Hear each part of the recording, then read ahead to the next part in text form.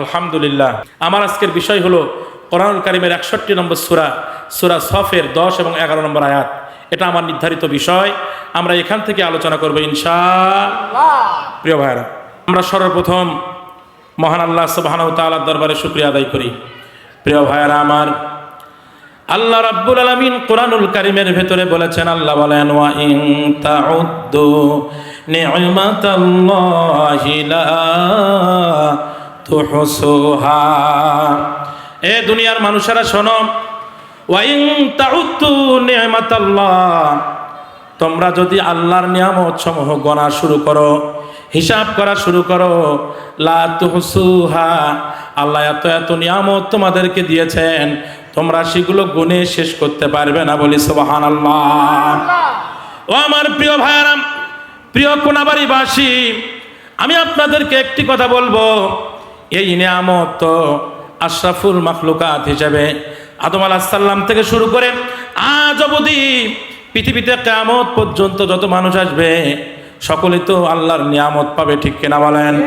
কিন্তু স্পেশালি আমরা যে নিয়ামত পেয়েছি, স্পেশালি আমরা যে নিয়ামত পেয়েছি, অন্য কোন নবীর উম্মতেরা সে নিয়ামত পায় নাই। প্রিয় ভাইয়ারা আমার, ও আমার ভাইয়ারা, একটা নিয়ামতের শুকরিয়া যদি আমরা আদায় করি, আর যদি কিয়ামত পর্যন্ত আল্লাহর কুদরতি পায়ে সেজদা দিয়া সেই নিয়ামতের শুকরিয়া আদায় করার চেষ্টা করি, কিয়ামত পর্যন্ত আল্লাহর কুদরতি পায়ে সেজদা দিলেও তবু এই নিয়ামতের শুকরিয়া আদায় করা সম্ভব নয়। কথা বলেন ঠিক কিনা? সেই নিয়ামতটা হলো আল্লাহ রাব্বুল আলামিন ইচ্ছা করলে, এক নম্বরে আল্লাহ ইচ্ছা করলে আমাদেরকে একটা হিন্দুর পরিবারে জন্ম দিতে পারত, একটা ইহুদির পরিবারে জন্ম দিতে পারত, একটা খ্রিস্টানের পরিবারে জন্ম দিতে পারত। কিন্তু আল্লাহ রাব্বুল আলামিন ইহুদির পরিবারে জন্ম দেন নাই, খ্রিস্টানের পরিবারে জন্ম দেন নাই, হিন্দুর পরিবারেও জন্ম দেন নাই।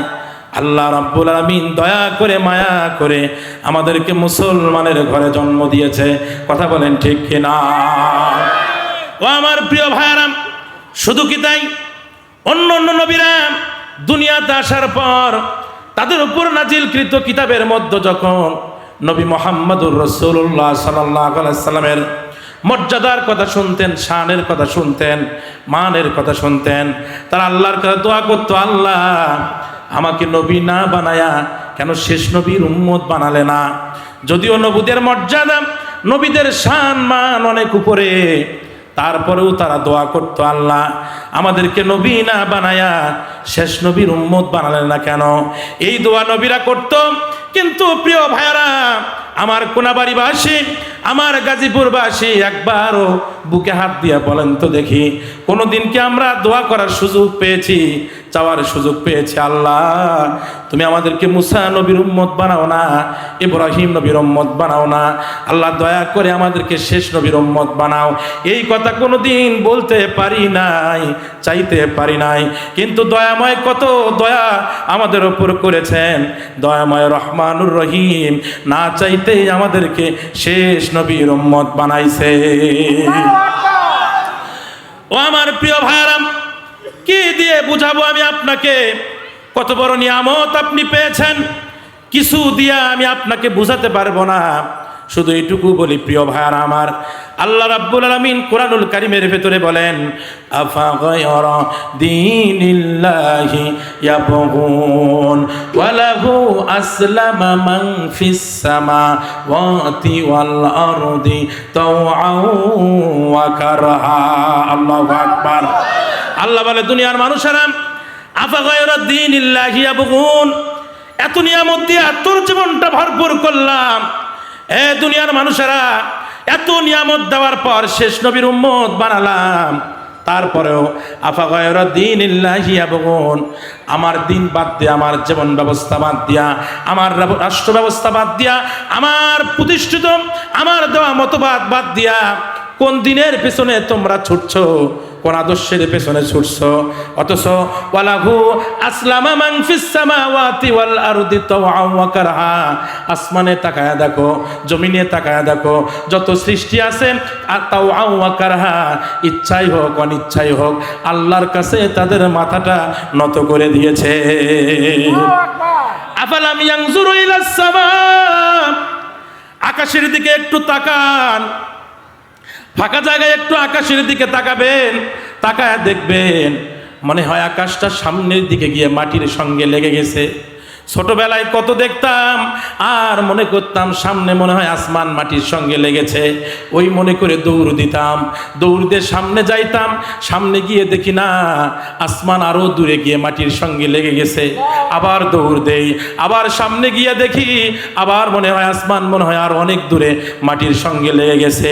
আমার ভাইয়ারা, মাটির সঙ্গে লাগে নাই, আল্লাহ রাব্বুল আলামিন আসমানকে এমন করে সৃষ্টি করলেন, মাথার উপর দিয়ে দিলেন আর বললেন দেখো মানুষ কতটুকু সৃষ্টি তুমি, তোমার হাত দিয়ে 3.5 হাত, আর তোমার মাথার উপরে বিশাল আসমান, সেই আসমানটা সামনের দিকে গিয়া পুরো মাথাটা আমার কুদরতি পায়ে নত করে দিয়েছে রে গোলাম।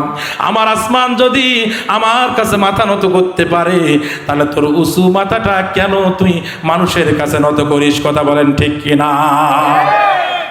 ও আমার প্রিয় ভাইরা, একটা বাঁশের দিকে তাকায় দেখবেন, যত লম্বা বাঁশ হোক না কেন বাঁশের মাথাটা নিচের দিকে চলে গেছে।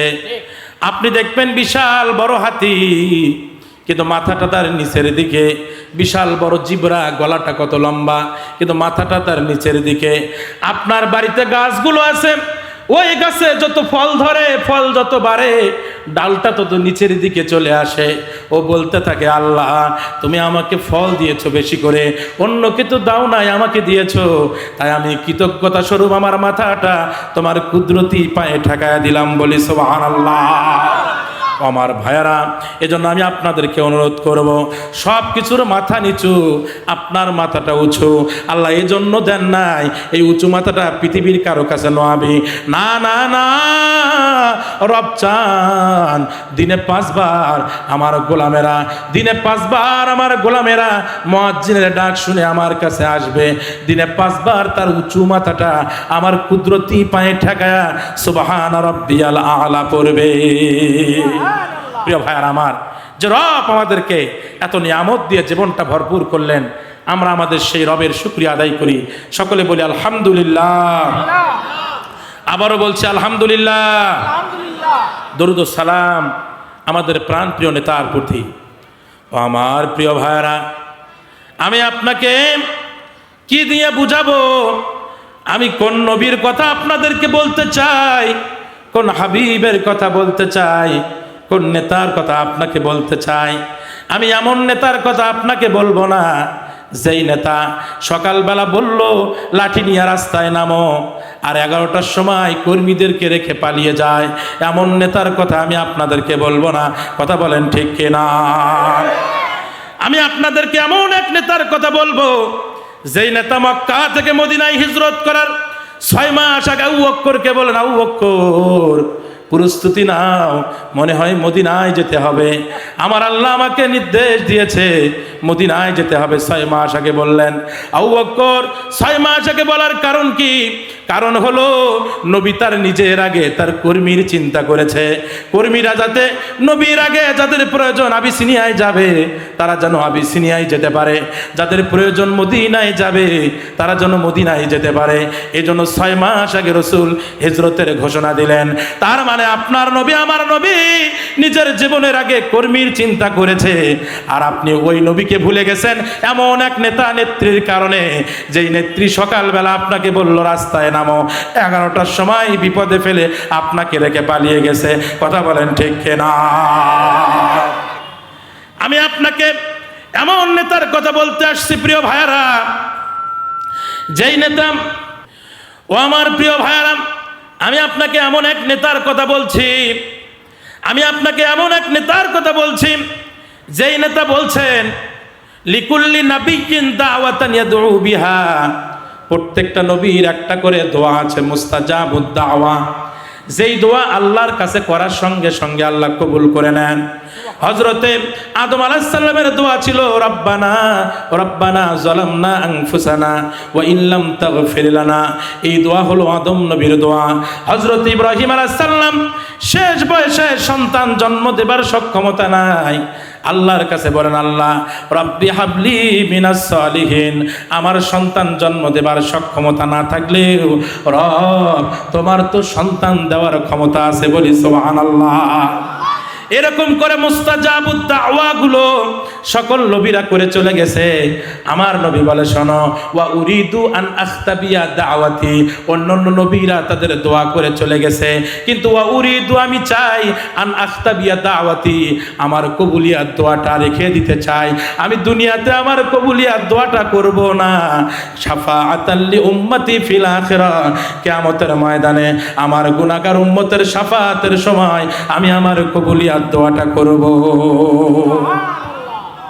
কি দিয়ে বুঝাবো ভাই আপনাকে, আমি কোন নবীর কথা আমি আপনাকে বলছি? রাসূল বলেছেন শোনো, আনা আউয়ালু মান তানশাক্কা আনহুল আরদ, সর্বপ্রথম জমিন থেকে আমাকে উত্তোলন করা হবে, এরপর আমার হাতে প্রশংসার পতাকা দেওয়া হবে। আমি সেই প্রশংসার পতাকা নিয়ে আরশে আজিমের ডান পাশে দাঁড়িয়ে যাব, আর আমার প্রশংসার পতাকার নিচে আদম আলাইহিস সালাম থেকে শুরু করে ঈসা আলাইহিস সালাম পর্যন্ত সব নবীরা আমার প্রশংসার পতাকার নিচে আশ্রয় নেবে। শুধু তাই নয়, শোনো শোনো ও সাহাবীরা, ও আমার উম্মতরা শোনো, ইউসাবুলিল আম্বিয়া ইমানাবিরু মিন যাহাবিন, প্রত্যেকটা নবীকে আল্লাহ একটা স্বর্ণের চেয়ার কিয়ামতের ময়দানে দেবেন। প্রত্যেকটা নবীকে একটা করে স্বর্ণের চেয়ার দেবে, সেই স্বর্ণের চেয়ারগুলো লাইন করা থাকবে। আদম নবী সেই চেয়ারে বসবে, ইব্রাহিম নবী বসবে, মুসা নবী বসবে। রাসূল আমার বলেন ইয়াজলিসুনা আলাইহা, এক এক করে সব নবীরা বসবে, কিন্তু লা আজলিসু আলাইহি, আমি আমার স্বর্ণের চেয়ারে বসবো না। তাবকি মেম্বারি, আমি আমার চেয়ারটা ফাঁকা রেখে দেব। সাহাবীরা জিজ্ঞাসা করেন ইয়া রাসূলুল্লাহ ইয়া হাবিবাল্লাহ, সব নবীরা তাদের স্বর্ণের চেয়ারে বসবে, আপনি কেন বসবেন না ইয়া রাসূলুল্লাহ? রাসূল বললেন ইন্নী আখাফু, আমার ভয় হয় অন্যান্য নবীর সঙ্গে ওই স্বর্ণের চেয়ারে বসায়া আল্লাহ যদি আমাকে জান্নাতের মধ্যে ঢোকায়া দেয়, আর আমার গুনাহগার উম্মতগুলোকে যদি জাহান্নামে দেয়, এই ভয়ে আমি আমার স্বর্ণের চেয়ারে বসবো না। আমি কি দিয়ে বুঝাবো ভাই? আমি আপনাকে বুঝাতে পারবো না, শুধু ভালোবাসা নিয়ে এসেছি গাইবান্ধা থেকে। আর দুটি কথা আমি আপনাকে বলবো প্রিয় ভাইয়ারা। কোন নবীর কথা বলছে? আমাদের প্রিয় নবী সাল্লাল্লাহু আলাইহি সাল্লাম একদিন মজলিসে বসে আছেন, এমন অবস্থায় হাসরের কথা, আখিরাতের কথা রাসূল বর্ণনা করতেছিলেন। হযরত আনাস ইবনে মালিক নামে একজন সাহাবী, রাসূলের প্রখ্যাত সাহাবী, হঠাৎ করে দাঁড়িয়ে গেলেন, দাঁড়িয়ে গিয়ে কাঁদতে থাকলেন। কাঁদতে কাঁদতে রাসূলকে বললেন ইয়া রাসূলুল্লাহ, কিয়ামতের যে বর্ণনা দিলেন, হাসরের যে বর্ণনা দিলেন, ওই বর্ণনা শুনে আমি তো ভয় পেয়ে গেছি। ইয়া রাসূলুল্লাহ আইয়াশফা আলী ইয়াউমাল কিয়ামা, ওই কিয়ামতের ময়দানে আপনি কি আমাকে সুপারিশ করবেন? ওই যে আদম আলাইহিস সালাম থেকে শুরু করে আপনি পর্যন্ত লক্ষ কোটি কোটি মানুষ, কত মানুষ থাকবে, ওই জায়গায় কি আপনি আমাকে সুপারিশ করবেন? রাসূল বললেন ইন্নী ফাইলুন, অবশ্যই আমি তোমাকে সুপারিশ করব। সাহাবী বার একটু মন খুশি হলেন, খুশি হয়ে এবার রাসূলকে বললেন ইয়া রাসূলুল্লাহ ইয়া হাবিবাল্লাহ ফাইনা আতলুবাক, আমি ওই লক্ষ কোটি কোটি মানুষের ভিড়ে আমি আপনাকে কোথায় খুঁজে বেড়াবো ইয়া রাসূলুল্লাহ? রাসূল বললেন শোনো, চিন্তা করো না, তাতলুবানি ইনদাল মিজান, তুমি আমাকে মিজানে গিয়ে খুঁজবে, নিকাত তুমি আমাকে সেখানে খুঁজে পাবে। সাহাবী বললেন ইয়া রাসূলুল্লাহ ফাইল্লাম আলকাকা ইনদাল মিজান, আমি যদি আপনাকে মিজানে খুঁজে না পাই তাহলে কোথায় যাব? রাসূল এবার বললেন শোনো, তাতলুবানি ইনদাল হাউজ, হাউজে কাউসারে যাবে, সেখানে খুঁজে পাবে। সাহাবী বললেন ফাইন্নাম আলকাকা ইনদাল হাউজ ইয়া রাসূলুল্লাহ, ইয়া রাসূলুল্লাহ আমি যদি আপনাকে হাউজে কাউসারে খুঁজে না পাই তাহলে কোথায় যাব? রাসূল এবার বললেন তাতলুবানি ইনদাস সিরাত, ফুলসিরাতের রাস্তায় যাবে, সেখানে খুঁজে পাবে। সাহাবী বলেন ইয়া রাসূলুল্লাহ সেখানেও যদি খুঁজে না পাই তাহলে আমি কোথায় যাব? রাসূল বললেন এবার ওয়াল্লাহি ওয়াল্লাহি ওয়াল্লাহি, আল্লাহর শপথ করে বলি সাহাবী শোনো, ওই কিয়ামতের ময়দানে ওই ভয়াবহ দিনে মিজান, ফুলসিরাত আর হাউজে কাউসার, এই তিন জায়গা ছেড়ে আমি আমার গুনাহগার উম্মত ছেড়ে এক পা কোথাও যাব না। আমার ভাইয়ারা, এত বড় নেতা, যেই নবী দুনিয়াতে আপনার জন্য 3 বছর 2 মাস জেল খাটলেন, যেই নবী তাইফের ময়দানে মার খেলেন, যেই নবী মক্কা থেকে মদিনায় হিজরত করলেন, উহুদের ময়দানে দন্ত মুবারক শহীদ করলেন, যেই নবী আপনার জন্য হেলমেট ভেঙে মাথার ভেতর ঢুকলো, এত কষ্ট যে নবী করলেন, কিয়ামতের ময়দানে আপনাকে ছেড়ে জান্নাতেও যাবে না যে নবী, ওই নবীর আদর্শ বাদ দিয়া যারা মানুষের তৈরি করা তন্ত্র মন্ত্র আর আদর্শ প্রতিষ্ঠার জন্য কাজ করে, আপনাদের কাছে আমার জিজ্ঞাসা, ওই নবীর সাথে এই লোকগুলোর কি কোনো সম্পর্ক আছে? নাই, কোনো সম্পর্ক নাই, থাকতে পারে না। আমার নবী আপনার জন্য জীবনটা শেষ করলেন, কাটলেন, রক্ত ঝরালেন, আর আপনি সেই নবীর আদর্শ বাদ দিয়া মসজিদে নামাজ পড়েন, মাথায় টুপি পরেছেন, মুখে দাড়ি রেখেছেন, আর জুব্বার পাগড়ি পরে ঘোরেন, রাসূলুল্লাহর আদর্শ বাদ দিয়া, রাসূলের আদর্শকে কুরবানি দিয়া মানুষের আদর্শ প্রতিষ্ঠার জন্য কাজ করেন। আপনার দাড়ি থাকতে পারে, টুপি থাকতে পারে, জুব্বা থাকতে পারে, রাসূলুল্লাহর সাথে আপনার কোনো দূরতম সম্পর্ক নাই। কথা বলেন ঠিক কিনা? প্রিয় ভাইয়ের আমার,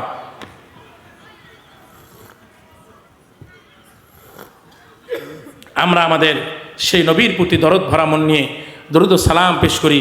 সকলে বলে সাল্লাল্লাহু আলাইহি ওয়াসাল্লাম। প্রিয় ভাইয়ের আমার, আমরা শুনতে এসেছি, যে কিতাব থেকে আলোচনা শুনতে এসেছি, সেই কিতাবের নাম কি বলেন?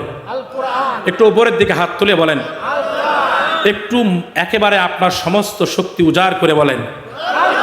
আল্লাহ রাব্বুল আলামিন আপনার গলার ভেতর 27টা যন্ত্র দিয়ে কথা বলার ক্ষমতা দিয়েছেন। যাদের 27টা যন্ত্রের কম বাড়া আছে তারা কথা বলতে পারে না, আপনি কথা বলতে পারেন। সেই কথা বলার শক্তি দিয়া, রবের দেওয়া শক্তি দিয়া আপনারা বলেন যে কিতাব থেকে শুনতে এসেছেন, কিতাবের নাম কি? জোরে বলেন, কিতাবের নাম কি? যে এই কিতাব যিনি নাজিল করেছেন তার নাম কি? জোরে বলেন আল্লাহ। আরো জোরে বলেন আল্লাহ। তাহলে আমাদের আল্লাহ এই কিতাব নাজিল করেছে, সেই কিতাব থেকে আমরা শুনবো ইনশাআল্লাহ। প্রিয় ভাইরা, 10:53 বেজে গেছে, তার মানে 11টা, 12টার মধ্যে আমি সব শেষ করে দেবো ইনশাআল্লাহ। আমাকে রেখে চলে যাবেন কে কে? একটু হাত তোলেন। কেউ যাবে না? যাবেন না ইনশাআল্লাহ? যাবেন না ইনশাআল্লাহ? আল্লাহ কবুল করুক, বলেন আমিন। আরো জোরে বলেন আমিন। আমি আপনাদের সামনে কোরআনুল কারীমের 61 নম্বর সূরা সফের 10 এবং 11 নম্বর আয়াত আমি আপনাদের সামনে তেলাওয়াত করেছি। আপনাদের মনোযোগ কেমন আছে এটা জানবার জন্য আমি জিজ্ঞাসা করব, কোরআনুল কারীমের কত নম্বর সূরা থেকে তেলাওয়াত করেছি? সকলকে বলতে হবে কত নম্বর সূরা? 61 নম্বর সূরা। সূরার নাম কি? সূরা সফ। আয়াত নম্বর কত? 10 এবং 11। প্রিয় ভাইয়েরা আমার, যে কোনো বিষয়ের আলোচনা বুঝতে হলে, আলোচনা শুনে বুঝতে হলে 5টা বিষয়ের প্রয়োজন। জোরে বলেন কয়টা? আরো জোরে কয়টা? 1 নম্বরে যে বিষয়ের ওপর আলোচনা করবেন, যে আয়াতের আলোচনা করবেন, ওই আয়াতের সহি তেলাওয়াত করতে হবে 1 নম্বরে। 2 নম্বরে সরল অনুবাদ করতে হবে। 3 নম্বরে নামকরণ বিষয়বস্তু নাজিলের প্রেক্ষাপট বের করতে হবে। 4 নম্বরে তার ব্যাখ্যা করতে হবে। 5 নম্বরে শিক্ষা বের করতে হবে। এই 5টা বিষয় যদি কোনো আলোচনায় থাকে, ওই আলোচনা থেকে কিছু পাওয়া যায়। আর যদি এই 5টা বিষয় না থাকে, শুধুমাত্র হুঙ্কার দিয়া বড় বড় কথা বলে মাঠ গরম হতে পারে, কিন্তু শিক্ষা নিয়ে বাড়িতে যাওয়া যায় না। কথা বলেন ঠিক কিনা? আমি আপনাদের সামনে শুরুতেই তেলাওয়াত করেছি, এখন আমি 2 নাম্বার কাজটা করব, সেটা হলো সরল অনুবাদ আমি আপনাদেরকে শোনাবো।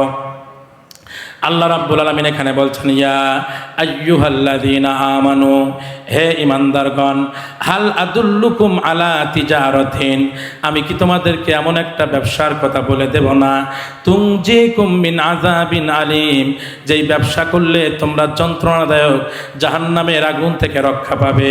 শুনে রাখো, তুমিনুনা বিল্লাহি ওয়া রাসূলিহি, আল্লাহ এবং তার রাসূলের প্রতি যথাযথ ঈমান আনয়ন করো, ওয়া তুজাহিদুনা ফি সাবিলিল্লাহ, আর তোমরা আল্লাহর রাস্তায় জিহাদ করো, বিআমওয়ালিকুম ওয়া আনফুসিকুম, জান এবং মাল দ্বারা। আর শোনো, এটা যদি করতে পারো, যালিকুম খায়রুল লাকুম, এটা তোমাদের জন্য উত্তম, ইন কুনতুম তা'লামুন, যদি তোমরা জানতে এটা তোমাদের জন্য উত্তম। বলি সুবহানাল্লাহ। তাহলে আমরা সরল অনুবাদ জেনে গেলাম। এখন আমাদের 2 নম্বর 3 নম্বর যে কাজটা, সেটা হলো নামকরণ। প্রিয় ভাইয়েরা, কোরআনুল কারীমের 114টা সূরার নামকরণের পেছনে মৌলিক 3টা কারণ, জোরে বলেন কয়টা? এরকম 3টা আঙ্গুল উপরের দিকে তুলে বলবেন কয়টা? আরো জোরে কয়টা?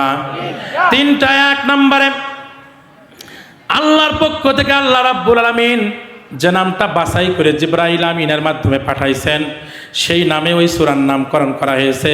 এটা 1 নম্বর পদ্ধতি। আর 2 নম্বর পদ্ধতি হলো সূরার বিষয়বস্তুর উপরে।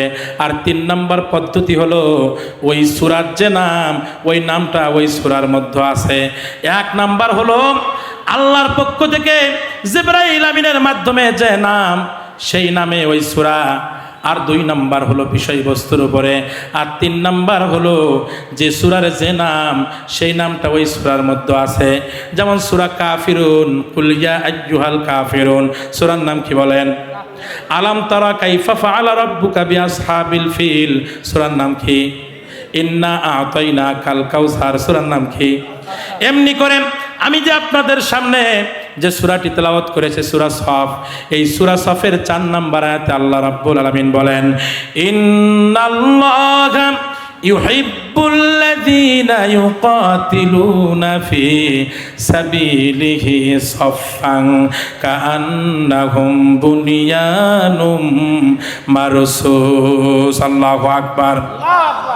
আল্লাহ বলেন, ইন্নাল্লাহা, নিশ্চয় আল্লাহ, ইউহিব্বুল্লাযীনা, তাদেরকে ভালোবাসেন, ইউকাতিলুনা ফি সাবিলিহি সাফফান, সাফফুন মানে হলো শ্রেণী, সাফফুন মানে হলো কাতার, সাফফুন মানে হলো লাইন, সাফফুন মানে হলো সারি।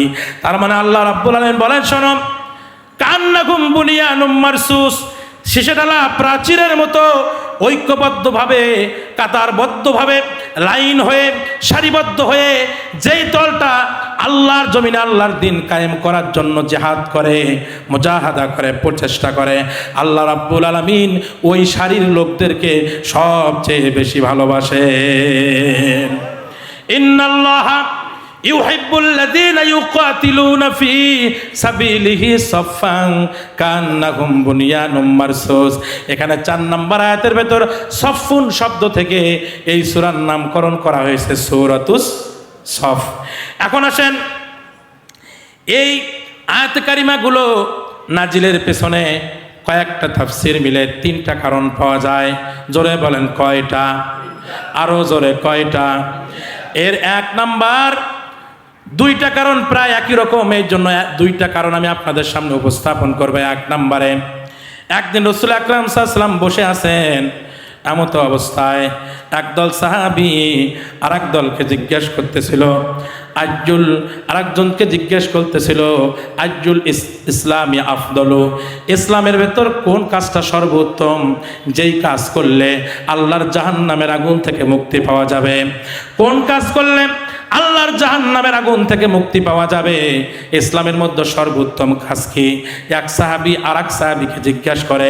আমি একটু আপনাদেরকে জিজ্ঞাসা করব, কোন জিজ্ঞাসার উত্তর কি সাহাবীর কাছে আছে না আল্লাহ এবং তার রাসূলের কাছে আছে? কার কাছে আছে? আল্লাহ এবং তার রাসূলের কাছে আছে। কিন্তু এক সাহাবী আরেক সাহাবীকে জিজ্ঞাসা করতেছে, ইসলামের মধ্যে কোন কাজটা সর্বোত্তম, যেই কাজ করলে জাহান্নামের আগুন থেকে মুক্তি পাওয়া যাবে। এই যে পরস্পর পরস্পর কথা বলতেছে, এমত অবস্থায় জিবরাইল আমিন আল্লাহর কাছে, আল্লাহ রসুলের কাছে আসলেন। এসে জিবরাইল আমিন দুইটা আয়াত নাজিল করলেন, সূরা সাফের 10 এবং 11 নম্বর আয়াত নাজিল করে দিয়ে বললেন, এটা হলো, এই কাজ হলো সর্বোত্তম আমল। কেউ যদি করতে পারে কিয়ামতে জাহান্নামের আগুন থেকে আল্লাহ মুক্তির ফয়সালা করে দেবে। বলি না সুবহানাল্লাহ। এটা হলো 1 নম্বর। 2 নম্বরে হযরতে উসমান ইবনে মাযউন রাদিয়াল্লাহু তাআলা আনহু একদিন রাসূলুল্লাহর কাছে আসলো। এসে বলল, ইয়া রাসূলুল্লাহ, ইয়া হাবিবাল্লাহ, দুনিয়ার আগুন দেখে ভয় পাই। দুনিয়ার আগুন অত্যন্ত মারাত্মক। এই দুনিয়ার আগুন মানুষের চামড়া ঝলসে দেয়। এই দুনিয়ার আগুন তো সহ্য করা সম্ভব হয় না। এই দুনিয়ার আগুনের চাইতে 70 গুণ আগুন জাহান্নামের আগুন এত ভয়াবহ। ইয়া রাসূলুল্লাহ, ইয়া হাবিবাল্লাহ, ওই জাহান্নামের আগুনকে আমি ভয় করি। আর ওই জাহান্নামের আগুন থেকে মুক্তি পাওয়ার জন্য আমি আপনার কাছে অনুমতি নেওয়ার জন্য আসছি। কয়, কি অনুমতি চাও? কয়, আমার স্ত্রী খাওলা, আমি আমার স্ত্রীকে তালাক দিয়ে দেব। আমি আমার স্ত্রীকে তালাক দিয়ে দেব। তালাক দিয়া আমি সারাদিন রোজা রাখবো, সারা রাত ভরে তাহাজ্জুদ পড়ব। রাসূল বলেন, উসমান ইবনে মাযউন, কি কারণে তুমি স্ত্রী তালাক দেবে? বলে, ইয়া রাসূলুল্লাহ, জাহান্নামের আগুনের কথা মনে হলে আমার ভালো লাগে না। জাহান্নাম থেকে মুক্তির জন্য পরিবার ত্যাগ করব, জায়গা জমি ঘর বাড়ি ত্যাগ করে সারাদিন শুধু রোজা রাখবো, সারা রাত ভরে তাহাজ্জুদ পড়ব, তারপরে জাহান্নামের আগুনে জ্বলতে পারবো না। রাসূল আমার বলেন, হে উসমান ইবনে মাযউন, তুমি কি আমার দিকে দেখো না? আমি কি আমার স্ত্রী গ্রহণ করি নাই? বলে, ইয়া রাসূলুল্লাহ, আপনি তো স্ত্রী গ্রহণ করেছেন। তো আমি স্ত্রী গ্রহণ করি, আবার তালাকেরও ব্যবস্থা আছে। আমি রাতের বেলা তাহাজ্জুদ পড়ি, আমি রাতের বেলা ঘুমাই, আমি দিনে রোজাও রাখি, আবার রোজা ভাঙ্গি। এটাই হলো আমার পদ্ধতি। তুমি যদি জাহান্নাম থেকে মুক্তি পেতে চাও, আমার পদ্ধতির বাহিরে যাওয়ার কোনো সুযোগ নাই। ঠিক কিনা? আল্লাহ রসুলের এই বক্তব্যের উপরে জিবরাইল আমিন সঙ্গে সঙ্গে আসলেন। এসে সূরা সাফের 2টা আয়াত নাজিল করে দিলেন। নাজিল করে দিয়া উসমান ইবনে মাযউনকে বললেন, হে উসমান ইবনে মাযউন, এই 2টা আমলের, এই আয়াতের উপর যদি আমল করতে পারো, পরিবার ছাড়া লাগবে না, সারা রাত ভরে তাহাজ্জুদ পড়া লাগবে না, সারা দিন ভর রোজা রাখা লাগবে না। এই 2টা আয়াতের উপর আমল করবা, আল্লাহ দয়া করে জাহান্নামের আগুন থেকে মুক্তি দেবে। বলি সুবহানাল্লাহ। ও আমার ভাই, আমারও তো চাওয়া, আমি জাহান্নাম থেকে মুক্তি চাই। ওই গাইবান্ধা থেকে এই গাজীপুর এসেছি, উদ্দেশ্য তো একটাই, টাকা কোনো উদ্দেশ্য নয়। অন্য বক্তার মতো 60,000 ছাড়া যাব না, 40,000 ছাড়া যাব না, ওই রকম ডাকাতি করার জন্য আসি নাই। বরং কোনো হাদিয়ার ব্যাপারে কোনো কথা হয় নাই, কোনো কথা নাই, কোনো বার্তা নাই। সামর্থ্য অনুসারে যা দেবেন সেই উদ্দেশ্য একমাত্র আল্লাহকে খুশি করবার জন্য, জাহান্নামের আগুন থেকে মুক্তির জন্য আমি আপনাদের কাছে এসেছি। আপনাদের উদ্দেশ্য জাহান্নাম থেকে মুক্তি পাওয়া, আমার উদ্দেশ্য জাহান্নাম থেকে মুক্তি পাওয়া। আমার প্রাণপ্রিয় মুরব্বী চাচা আফসার উদ্দিনেরও উদ্দেশ্য জাহান্নাম থেকে মুক্তি পাওয়া, আমার ওস্তাদের উদ্দেশ্য জাহান্নাম থেকে মুক্তি পাওয়া। আমরা সকলেই জাহান্নাম থেকে মুক্তি পেতে চাই। কথা বলেন ঠিক কিনা? যদি পেতে চাই, আর রাস্তাঘাটে ঘুরে শয়তানের খপ্পরে পড়িয়েন না ভাই। আসেন আসেন, এই জায়গায় আসেন, আমার কাছে বসেন। আমি কোরআন থেকে বলবো, হাদিস থেকে বলবো, রসুলের জীবন থেকে বলবো। এমনও তো হতে পারে আজকের এই আলোচনা আমাদের জন্য নাজাতের জরিয়া হতে পারে। এমনও তো হতে পারে আজকের আলোচনা আমাদের হেদায়েতের ওসিলা হতে পারে। এমনও তো হতে পারে আজকের এই আলোচনার বিনিময়ে দয়াময় রহমানুর রহিম খুশি হয়ে, আজকে যেমন আমরা কোরআনের বাগানে বসেছি, এরকম একটা কোরআনের বাগান আল্লাহ জান্নাতের মধ্যে তৈরি করে দিয়া সে জায়গার সদস্য হিসেবে আমাদেরকে কবুল করতে পারে। কথা বলেন ঠিক কিনা? কি দিয়ে বুঝাবো, কি ভালোবাসা আমি আপনাকে দেব ভাই? বুঝাতে পারবো না। রাস্তাঘাটে আর ঘোরাঘুরি করবেন না, দোকানওয়ালারা দোকানপাট বন্ধ করে দেন। দোকানদারি করে কি করবেন? কার জন্য দোকানদারি করতেছেন যদি কবরে মুক্তির ফয়সালা না হয়? কার জন্য আপনি উপার্জন করতেছেন যদি কবরে মুক্তি না পান, জাহান্নামের আগুন থেকে মুক্তি না পান? আপনি কি জন্য, কোথায় কি করেন, কি পরিশ্রম করেন? ভাই, আপনার যে সন্তানের জন্য, যেই পরিবার পরিজনের জন্য ব্যবসা গেতে গিয়া কোরআন শুনলেন না, ওই সন্তান আপনার কবরে আসবে না, ওই স্ত্রী আপনার কবরে আসবে না। ওই 3.5 হাত কবরের ভেতরে একা একা অন্ধকারের মধ্যে থাকতে হবে, কেউ আসবে না। একাই থাকতে হবে, একাই জবাব দিতে হবে, একাই মুক্তি পেতে হবে। যেহেতু ওই কবরে, ওই হাসরে আমার উপকারে কেউ আসবে না, আমার নবী ছাড়া, আমার হাবিব ছাড়া। এই জন্য আমি আপনাকে বলি ভাই, সব কিছু বন্ধ করে দিয়ে আসেন, আল্লাহর কোরআনের দিকে আসেন, রাসূলুল্লাহর দিকে আসেন। যদি আসতে পারেন আর মন দিয়ে যদি শুনতে পারেন, আল্লাহ আল্লাহ আল্লাহ আল্লাহ, আল্লাহর কাছে বলি, আল্লাহ আজকের আলোচনা আমাদের নাজাতের ওসিলা বানায় দাও। জোরে বলি আমিন। প্রিয় ভাইয়ার আমার, আমি মূল ব্যাখ্যায় চলে যাব। 1 নম্বরে আসেন, ইয়া আইয়ুহাল্লাযীনা আমানু, ইয়া আইয়ুহাল্লাযীনা আমানু, এই শব্দটা কোরআনুল কারীমের ভেতর আসছে 89 বার। জোরে বলেন কয়বার? 89 বার কোরআনুল কারীমে আসলো। কিন্তু 89 বারই আল্লাহ রাব্বুল আলামিন ইয়া আইয়ুহাল্লাযীনা আমানু বলে মুমিনদেরকে ডাক দিয়েছেন মদিনার জিন্দেগিতে। মক্কার জিন্দেগিতে একবারও ইয়া আইয়ুহাল্লাযীনা আমানু বলেন নাই। মক্কার জিন্দেগিতে শুধু বলতেন ইয়া আইয়ুহান নাস, হে মানব মণ্ডলী, হে মানব মণ্ডলী। আর মদিনায় যাওয়ার পর আর মানব মণ্ডলী বলে না, বলে ইয়া আইয়ুহাল্লাযীনা আমানু, হে ইমানদারগণ, হে ইমানদারগণ, হে ইমানদারগণ। কেন কেন কেন 89 বার শুধু মদিনায় ইয়া আইয়ুহাল্লাযীনা আমানু বলে, মক্কায় একবারও বলে না। তাহলে কি মক্কায় আবু বকর ছিল না? মক্কায় কি উমর ছিল না? মক্কায় কি আলী ছিল না? মক্কায় কি ওসমান ছিল না? মক্কায় কি আব্দুর রহমান ইবনে আউফের মতো সাহাবী ছিল না? বেলালের মতো ত্যাগী সাহাবী ছিল না? আমার হামজার মতো ত্যাগী সাহাবী ছিল না? আমার সুমাইয়ার মতো শহীদ ছিল না? হ্যাঁ হ্যাঁ ছিল। তারপরেও কেন ইয়া আইয়ুহান নাস বলে, হে মানব মণ্ডলী বলে, ইয়া আইয়ুহাল্লাযীনা আমানু বলে না? কারণটা কি ভাই? কারণটা কি? আপনারা হয়তো বলবেন, বাবা ভাই, ও আমার ছোট ভাই, আমার বড় ভাই, আমার ভাতিজা, হয়তো মদিনায় গিয়ে মুসলমান সংখ্যা বেশি ছিল, মক্কায় কম ছিল। না না না না, মক্কায় মুসলমান সংখ্যা কম ছিল, এই জন্য ইয়া আইয়ুহান নাস বলেছেন। মদিনায় মুসলমান সংখ্যা বেশি ছিল, এই জন্য ইয়া আইয়ুহাল্লাযীনা আমানু বলেছেন। না না, এটা সঠিক নয়। বরং সঠিক কথা হলো, রাসূল যখন মদিনায় আসলেন, মদিনায় আসার পর রাসূল যখন প্রথম রাষ্ট্রপতি হলেন, ওই দিন মাত্র মদিনার রাষ্ট্রের লোক সংখ্যা ছিল মাত্র 1388 জন লোক ছিল। মাত্র 1388 জন লোক নিয়ে রাসূল মদিনার রাষ্ট্র গঠন করেন। আর এই 1388 জন মানুষের মধ্যে মাত্র 211 জন মুসলমান ছিল, 1177 জন অমুসলিম ছিল। এখন আপনাদের কাছে আমার জিজ্ঞাসা, মদিনায় মুসলমান বেশি ছিল নাকি কাফের বেশি ছিল? কাফের বেশি ছিল। তারপরে ইয়া আইয়ুহাল্লাযীনা আমানু বলে, অথচ মক্কায় মুসলমান 400, 500, 600 অধিক ছিল। তারপরে ইয়া আইয়ুহাল্লাযীনা আমানু বলে না। কারণটা কি?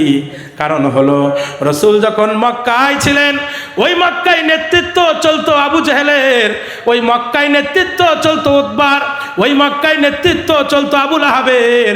রাসূল তো নেতা হিসেবে আসছে, নেতৃত্ব দেওয়ার জন্য আসছে। রাসূল তো কর্মচারী হওয়ার জন্য আসে নাই, অধীনস্থ হওয়ার জন্য আসে নাই। রাসূল যে জন্য আসছেন, মক্কায় সেই পদ্ধতি নাই, বরং ওই সমাজ চলে আবু জেহেল, উতবা, সাইবা। আর কোরআন আসছে সংবিধান হিসাবে, কিন্তু মক্কায় তো কোরআন নামক সংবিধান নাই। মক্কায় হলো মানুষের তৈরি করা সংবিধান। আল্লাহ বলে, হে আবু বকর, তোমার ঈমান কবুল করেছি, হে উমর তোমার ঈমান কবুল করেছি, হে উসমান তোমার ঈমান কবুল করেছি, কিন্তু তোমার ঈমানের স্বীকৃতি আসমান থেকে আমি দেব না। কবুল করেছি কিন্তু স্বীকৃতি দেব না, কারণ হলো আমার কোরআন এখনো জায়গা মতো যায় নাই, আমার রাসূল এখনো নেতা হয় নাই, সুতরাং তোমাদের স্বীকৃতি দেব না। আল্লাহ স্বীকৃতি দেন নাই। মদিনায় যাওয়ার পর মুসলমান কম, কিন্তু কোরআন জায়গা মতো রাষ্ট্র ক্ষমতায় চলে গেছে, রাসূল নেতা হয়েছে। আল্লাহ বলে মুসলমান বেশি লাগবে না, আমার রাসূল জায়গা মতো চলে গেছে, কোরআন সংবিধান হয়েছে, আর দেরি করা লাগবে না। আসমান থেকে ঘোষণা দিয়ে দিলাম, ইয়া আইয়ুহাল্লাযীনা আমানু, জোরে বলেন আল্লাহু আকবার, আরো জোরে বলেন আল্লাহু আকবার। প্রিয় ভাইয়ার আমার, আজকে রাসূল মক্কায় নেতৃত্ব ছিল না, কোরআন নামক সংবিধান ছিল না, আল্লাহ আসমান থেকে একবারও বললেন না ইয়া আইয়ুহাল্লাযীনা আমানু। কারণ কি? কারণ আমার কোরআন কোরআনের জায়গায় নাই, আমার রাসূল রাসূলের জায়গায় নাই। কিন্তু মদিনায় যাওয়ার পর আমার হাবিব হাবিব তার জায়গায় চলে গেছে। মদিনার প্রধানমন্ত্রী যিনি, মসজিদে নববীর খতিব তিনি, কথা বলেন ঠিক কিনা? তার মানে ইসলাম হলো এইটা, ইসলাম হলো সেইটা। মসজিদের নববীর প্রধান যিনি হবে, ওই রাষ্ট্র প্রধান তিনি হবে, ঠিক কিনা বলেন? এই বাংলাদেশের বাইতুল মুকাররমের খতিব মাওলানা আব্দুল মালেক, উনি হলো বর্তমান খতিব, উনি হলো বাইতুল মুকাররমের খতিব। আর ইসলাম হলো ওই ব্যক্তিকেও বঙ্গভবনের প্রধান বানাতে হবে, কথা বলেন ঠিক কিনা? আমি তো মনে করি বাংলাদেশের সবচেয়ে বড় বিদআত হলো ওই বঙ্গভবনের খতিব একজন, বঙ্গভবনের প্রধান একজন, বাইতুল মুকাররমের প্রধান আরেকজন। এই যে ইসলাম হলো যে বঙ্গভবনের প্রধান যিনি হবেন, বাইতুল মুকাররমের খতিব তিনি হবেন, এটা হলো ইসলাম। তার বিপরীত হলো দুইজন দুই রকম, আর এটা হলো সবচেয়ে বড় বিদআত। আমি মনে করি এই বিদআত যদি উৎখাত করা যায়, বাংলাদেশে আর একটা বিদআতও থাকবে না, কথা বলেন ঠিক কিনা? প্রিয় ভাইয়ার আমার, আলোচনা বুঝতে হবে। আল্লাহ বলছে ইয়া আইয়ুহাল্লাযীনা আমানু, তারপরে আল্লাহ বলেন হাল আদুল্লুকুম। হাল হলো হরফে ইস্তেফহাম, হরফে ইস্তেফহাম প্রশ্নবোধক শব্দ। আল্লাহ প্রশ্ন করে, আপনারা বলেন তো দেখি, আল্লাহর যে জাত, আল্লাহর যে সিফত, আল্লাহর যে কর্তৃত্ব, এমন কোনো বিষয় কি আছে যে বিষয়টা বান্দার কাছ থেকে জানিয়ে নেওয়া লাগবে? আছে কি? তারপরেও আল্লাহ রাব্বুল আলামিন বলেন হাল আদুল্লুকুম। হাল মানে কি? আদুল্লুকুম, আমি কি জানিয়ে দেব না? এখানে আদুল্লুর মধ্যে ফেল এবং ফাইল, ফাইল হলো আল্লাহ, ফেল হলো জানিয়ে দেওয়া। আল্লাহ বলে হাল আদুল্লুকুম, আমি কি জানিয়ে দেব না? কে জানিয়ে দেবে? একটু হাতটা উপরের দিকে এক আঙ্গুল তুলে বলেন, কে জানিয়ে দেবে? হাত নামান। জানিয়ে দেওয়ার অধিকার কার? এটা একটু আপনাদেরকে বুঝতে হবে প্রিয় ভাইরা। এই যে মাইকওয়ালা ভাই মাইক চালাচ্ছেন, লক্ষ লক্ষ টাকা দিয়ে এই মাইক কিনেছেন। এই মাইকওয়ালা ভাইয়ের সিস্টেম হলো ডান দিকে ঘোরালে ভলিউমটা বাড়বে, উল্টা দিকে ঘোরালে ভলিউমটা কমবে। এখন মাইকওয়ালা ভাই যদি বলে না না না, 5 লক্ষ টাকাতে মাইক কিনেছি, আমার ইনকাম করা টাকা দিয়ে কিনেছি, আমি আমার নিয়ম মতো মাইক চালাবো, ওই মনে করে উল্টা দিকে ঘুরায় আর যদি বলে ভলিউম বার, ভলিউম বার, ভলিউম বার, আপনাদের কাছে আমার জিজ্ঞাসা, উনি যদি উল্টা দিকে ঘুরাইয়া ভলিউম বাড়তে বাড়তে বলতে বলতে ওখানে যদি অজ্ঞান হয়ে পুরে মারাও যায়, তারপরেও কি ভলিউম বাড়বে? না। কারণ কি? কারণ মাইক যিনি তৈরি করেছেন, তিনি যে নীতিমালা দিয়েছেন, তার বাহিরে মাইক ভালো চলতে পারে না। যদিও মাইক তার কাছে, অপারেটিং তিনি করে, যদিও টাকা তার, তারপরে মাইক ভালো চলতে পারে না। এই যে মোবাইল, এই মোবাইলের লাল বাটনে চাপ দিলে মোবাইলটা কেটে যাবে, সবুজ বাটনে চাপ দিলে মোবাইলটা রিসিভ হবে। এখন যদি আমি বলি না 1 লক্ষ টাকা দিয়ে আইফোন কিনেছি, আমি আমার নিয়ম মানে চলবো, ওই বলে আপনি সবুজ বাটনে চাপ দিয়ে মোবাইলটা কেটে দেবেন, লাল বাটনে চাপ দিয়ে মোবাইলটা রিসিভ করবেন, হবে না? কেন হবে না? আপনার মোবাইল, আপনার টাকা আপনি ব্যবহার করেন, তারপরে এই মোবাইল আপনার নিয়ম মানে না, কারণ এই মোবাইল আপনি তৈরি করেন না। এখন আপনাদের কাছে আমার জিজ্ঞাসা, আপনাকে আমাকে সৃষ্টি করেছেন কে? আসমান জমিন সৃষ্টি করেছেন কে? এখন আল্লাহ আমাকে যদি সৃষ্টি করেন, আসমান জমিন যদি সৃষ্টি করে থাকেন, তাহলে আপনাদের কাছে জিজ্ঞাসা, আমার কেমনে ভালো হবে, আমার কেমনে মন্দ হবে, আমার কেমনে কল্যাণ হবে, আমি কেমনে ভালো চলবো, এটা কি মানুষের তৈরি করা আইন বলবে নাকি আল্লাহ বলবে? আল্লাহ। কে বলবে? আল্লাহ। আহারে আহারে, এই বাংলাদেশের লোকেরা বুঝলো না, নামাজে বলে ইয়্যাকা না'বুদু ওয়া ইয়্যাকা নাস্তাঈন, আল্লাহ একমাত্র তোমার ইবাদত করি আর তোমার কাছে সাহায্য চাই। বাহিরে এসে মানুষের তৈরি করা সংবিধান কায়েমের জন্য মিছিল করে। আহারে, অথচ আল্লাহ বলছেন হাল আদুল্লুকুম, আমি কি তোমাদেরকে বলে দেব না? বলে দেওয়ার অধিকার একমাত্র আল্লাহর, পৃথিবীর কোনো মানুষের নয়, ঠিক কিনা বলেন? আল্লাহ বলে শোনো, হাল আদুল্লুকুম আলা তিজারাতিন তুনজিকুম মিন আযাবিন আলীম। শোনো, আলা তিজারাতিন, আমি কি তোমাদেরকে এমন একটা ব্যবসার কথা বলবো না? এখন আপনাদের কাছে আমার জিজ্ঞাসা, প্রিয় ভাইরা, ব্যবসার জন্য কয়জন ব্যক্তি লাগে? কমপক্ষে কয়জন ব্যক্তি লাগে? কয়জন? হাতের আঙ্গুল দুই হাত তোলেন। ব্যবসার জন্য কয়জন লাগে? জোরে বলেন কয়জন? আল্লাহ তুমি দেখো কে হাত তোলেনি? দুইজন। কয়জন? হাত নামান। তাহলে এখানে দুইজন। আল্লাহ বলছেন আল্লাহ তিজারাত, ব্যবসার সন্ধান দেব, এই ব্যবসায় দুইজন ব্যক্তি দরকার। তাহলে এই দুইজনকে, এই দুইজনকে, একজন হলো ক্রেতা আর একজন বিক্রেতা। কে ক্রয় করবে, কে বিক্রয় করবে? আল্লাহ রাব্বুল আলামিন সূরাতুত তাওবার 111 নম্বর আয়াতে আল্লাহ বলেন ইন্নাল্লাহা আশতারা মিনাল মুমিনিনা আনফুসাহুম ওয়া আমওয়ালাহুম বিআন্না লাহুমুল জান্নাহ। আল্লাহু আকবার। ইন্নাল্লাহা আশতারা, নিশ্চয় আল্লাহ ক্রয় করে নিয়েছেন। কে ক্রয় করছেন? তার মানে ক্রেতাকে। জোরে বলেন ক্রেতাকে। তাহলে ক্রয় করে নিয়েছেন মিনাল মুমিনিনা, মুমিনদের কাছ থেকে। কার কাছ থেকে? কার কাছ থেকে? মুমিনদের কাছ থেকে। কি ক্রয় করছে? আনফুসাহুম ওয়া আমওয়ালাহুম, জান এবং মাল। বিআন্না লাহুমুল জান্নাহ, বিনিময়ে আল্লাহ জান্নাত দেবে। কথা বলেন ঠিক কিনা? তার মানে আমার কাছে যে জান আছে, আমার কাছে যে মাল আছে, এই জান আর মাল এটা আমার নয়। যদি আমি জান্নাত পেতে চাই, ঠিক কিনা বলেন? আপনি সামনে একটা দোকান আছে, ওই দোকানে গিয়ে যদি আপনি একটা বিস্কিটের প্যাকেট কেনেন 10 টাকা দিয়া, আপনি বিস্কিটের প্যাকেট কিনলেন 10 টাকা দিয়া, 10 টাকা দোকানদারকে দিলেন, দেওয়ার পর দোকানদারের হাতে 10 টাকা আর আপনার হাতে বিস্কুটের প্যাকেট।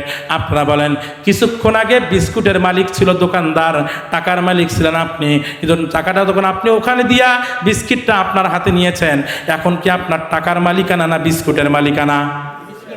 তাহলে আপনার লেনদেন মানে বেচা বিক্রি এইটা। এখন আপনি যদি বলেন না টাকাও আমার বিস্কুটও আমার, তার মানে আপনি ব্যবসায়ী বোঝেন না। কথা বলেন ঠিক কিনা? একটার মালিকানা নিতে হবে আর একটা ছেড়ে দিতে হবে। হয় টাকার মালিকানা নিতে হবে আর না হয় বিস্কুটের মালিকানা নিতে হবে।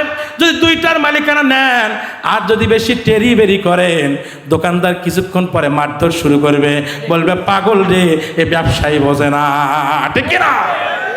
তাহলে আপনার সাথে আল্লাহর ক্রয় বিক্রয় হলো জান এবং মাল দিয়া। তার মানে জান মাল আল্লাহর, জান্নাত হলো আপনার। এখন আপনি বলছেন না না আমি জান্নাতও নেব, জান মালও নিজের মন মতো ব্যয় করব। আপনারা বলেন এটা কি ভালো ব্যবসায়ী নাকি পাগল ব্যবসায়ী? ওই ব্যবসা চলবে না। আল্লাহ বলে আলা তিজারাতিন, এমন একটা ব্যবসা করতে হবে আমার সাথে লেনদেনের ব্যবসা। দুনিয়াতে ব্যবসা করলে তোমরা মেধা, যোগ্যতা, শ্রম, অর্থ, সময় দিয়া তোমরা ব্যবসা করো, আমার সঙ্গে ওই ব্যবসা করতে হবে। কিন্তু দুনিয়ার ব্যবসায় তোমাদের লস হতে পারে, লাভও হতে পারে, গ্যারান্টি নাই। কিন্তু আমার সাথে ব্যবসা করলে গ্যারান্টি দিয়ে দিলাম, তুনজিকুম মিন আযাবিন আলীম, কোনো লস নাই, বরং জাহান্নামের আগুন থেকে আমি তোমাদের মুক্তি দিয়ে দেব। বলি সুবহানাল্লাহ। কোনো লস নাই, এমন ব্যবসা, জাহান্নাম থেকে মুক্তির ব্যবসা। এখন আপনারা বলবেন হুজুর খুব সহজ মনে হচ্ছে। না না ভাই, সহজ নয়। জাহান্নামের থেকে মুক্তি। জাহান্নাম বড় কঠিন জায়গা। দুইটা কথা বলবো ভাই, কয়েকটা হাদিসের অংশ একটু বলবো, একটু মনোযোগ দিয়ে শুনবেন। ও আমার প্রিয় ভাইরাম, ও আমার কোনাবাড়িবাসী, ও আমার গাজীপুরবাসী, জাহান্নাম বড় ভয়াবহ জায়গা। ওই কিয়ামতের ময়দানে রাসূল আকরাম সাল্লাল্লাহু আলাইহি ওয়াসাল্লাম সহ নবী রাসূলরা যখন আরশে আজিমের ডান পাশে দাঁড়ায় থাকবে, আর ওই হাসরের ময়দানে যখন ওই জাহান্নামের গর্জন তারা শুনতে পাবে, সকল হাসরবাসী তারা একটা উচ্চারণ করতে থাকবে, বলতে হবে, ইয়া রব ইয়া নাফসি, হে আমার প্রভু আমাকে বাঁচাও, আমাকে বাঁচাও।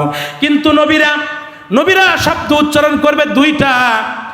এক নম্বর, নবীরা চিৎকার করতে থাকবে, ওই জাহান্নামের গর্জন শুনে নবীরা চিৎকার করতে থাকবে, রব্বি সালাম, রব্বি সালাম, আল্লাহ তুমি আমাকে নিরাপত্তা দাও, আল্লাহ তুমি আমাকে নিরাপত্তা দাও।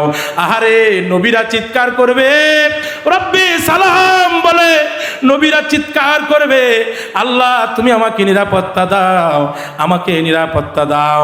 ও আমার প্রিয় ভাইরা, এই চিৎকার যখন করতে থাকবে, সকল চিৎকারের উপরে আমার নবীও সেজদায় পড়ে একটা ডাক দিতে থাকবেন। আমার নবী বলবে, হাবলি উম্মতি, হাবলি উম্মতি, আল্লাহ আমার গুনাহগার উম্মত গুলোকে বাঁচাও, বলি সুবহানাল্লাহ। সকল চিৎকারের উপরে আমার নবীর আওয়াজটা জোরে শোনা যাবে। গোটা হাসরবাসী দৌড়ে চলে আসবে আমাদের হাবিবের কাছে, এসে বলবে, ইশফালানা ইয়া রাসূলুল্লাহ, হে আল্লাহ রসুল আপনি আমাদের জন্য সুপারিশ করেন। রসুল আমার সেজদায় পড়ে কাঁদতে থাকবেন। এমত অবস্থায় জিবরাইল আমিন আসবে, ফাতাহু জিবরাইল, জিবরাইল বা রসুলের কাছে আসবে, এসে বলবে, ইয়া রাসূলুল্লাহ ইয়া হাবিবাল্লাহ ইরফা রাসাক, হে রসুল আপনি আপনার মাথাটা উঠায় নেন। সাআলতু উতা, আপনি যা চাবেন আজকে তাই দিয়ে দেওয়া হবে। ওয়াকুল তুসমা, আপনি যা বলবেন তাই শোনা হবে। ওয়াইশফা তুশাফা, আপনি যার জন্য সুপারিশ করবেন তার জন্য সুপারিশ কবুল করে নিয়ে তাকে জান্নাতে দিয়ে দেওয়া হবে। রসুল আমার খুশি হবেন। হাদিস শরীফের ভেতরে আসছে, সুম্মা রাফা ইয়াদাইহি, রসুল তার দুহাত উপরের দিকে তুলবেন, সোম্মা বাকা, এরপর রসুল আমার কাঁদতে থাকবেন।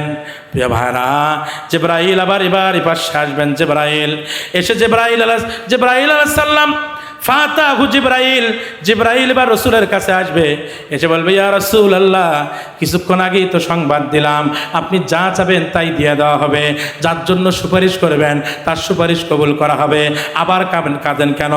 আর আল্লাহ রসুল বলবে, আমার আল্লাহ ভালো জানে আমি কেন কাঁদি।